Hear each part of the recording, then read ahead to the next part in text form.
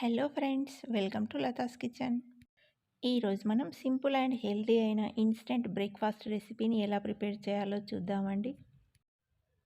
ఈ రెసిపీని మార్నింగ్ బ్రేక్ఫాస్ట్లోకి కానీ, లేదా ఈవినింగ్ పిల్లలు స్కూల్ నుండి వచ్చే టైంకి కానీ, నైట్ డిన్నర్గా కానీ ప్రిపేర్ చేసుకోవచ్చండి. దీన్ని ఇన్స్టెంట్గా ప్రిపేర్ చేసుకోవచ్చు కాబట్టి ఎప్పుడు కావాలంటే అప్పుడు ప్రిపేర్ చేసుకొని వేడివేడిగా తినొచ్చండి. చాలా టేస్టీగా ఉంటుంది.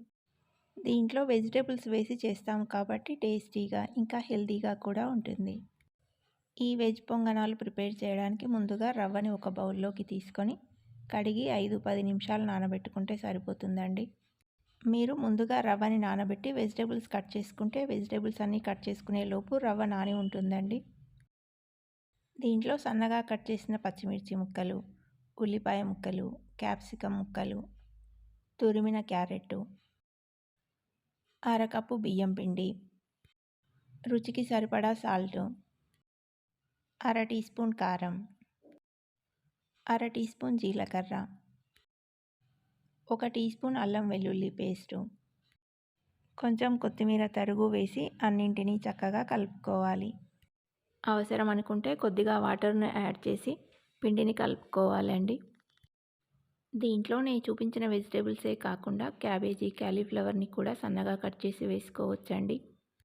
ఇంకా పాలకూర లాంటి ఆకుకూరల్ని కూడా సన్నగా తరిగి వేసుకోవచ్చు. దీంట్లో కూరగాయ ముక్కలనే కాకుండా పచ్చి కొబ్బరిని మిక్సీ పట్టి కూడా వేసుకోవచ్చండి. చాలా బాగుంటుంది. స్టవ్ మీద పొంగనాల పెనం పెట్టి పెనం వేడెక్కాక ఆయిల్ వేసి మనం కలిపి పెట్టిన పిండిని పొంగనాల్లా వేసుకోవాలి. మరిన్ని బ్రేక్ఫాస్ట్ రెసిపీస్ లింక్ కింద డిస్క్రిప్షన్లో ఇస్తాను, ఒకసారి చెక్ చేయండి.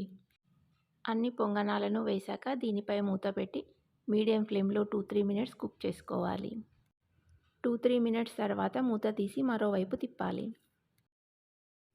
మరోవైపు తిప్పాక 2-3 మినిట్స్ ఆగి రెండు వైపులా తిప్పుతూ గోల్డెన్ బ్రౌన్ కలర్ వచ్చేంత వరకు ఫ్రై చేస్తే పైన క్రిస్పీగా లోపల సాఫ్ట్గా ఉండే మన వెజ్ పొంగనాలు రెడీ అండి. స్టవ్ ఫ్లేమ్ని లో టు మీడియంకి అడ్జస్ట్ చేస్తూ నిదానంగా గోల్డెన్ బ్రౌన్ కలర్ వచ్చేంత వరకు ఫ్రై చేసి తీసుకుంటే పైన పొర క్రిస్పీగా ఉండి తినేటప్పుడు కరకరలాడుతూ చాలా టేస్టీగా ఉంటుందండి. వీటిని డైరెక్ట్గా ఇలాగే తిన్నా లేదా పల్లి చట్నీతో కానీ అల్లం చట్నీతో కానీ వేడివేడిగా సర్వ్ చేసుకున్నా చాలా టేస్టీగా ఉంటాయండి. తక్కువ నూనెతో ప్రిపేర్ చేసుకునే హెల్దీ అండ్ టేస్టీ అయిన ఈ వెజ్ పొంగనాలను తప్పకుండా ట్రై చేసి టేస్ట్ చేసి చూడండి. ఈ రెసిపీ మీకు నచ్చితే లైక్ చేయండి. ఇంకా మీ ఫ్రెండ్స్ అండ్ రిలేటివ్స్కి షేర్ చేయండి.